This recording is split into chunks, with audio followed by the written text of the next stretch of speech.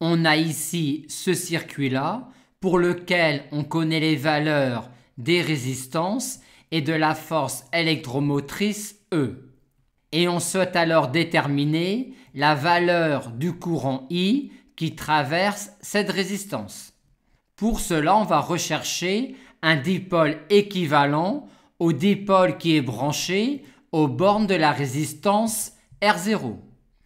On a alors dans le circuit deux configurations triangle que l'on va transformer en configuration étoile avec ces valeurs-là pour grand R1, grand R2, grand R3 en fonction de petit r1, petit r2 et petit r3.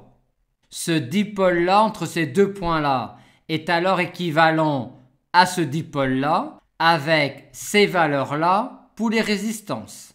Et arrivé là, on peut remplacer cette branche-là par une source réelle de tension en prenant la résistance équivalente à l'association en série de ces trois résistances-là.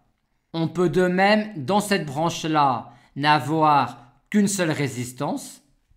Et comme cette branche-là est en parallèle avec celle-là, en effectuant ensuite une équivalence Thévenin-Norton pour la source réelle de tension, on va pouvoir finalement remplacer ces deux branches-là par une source réelle de courant.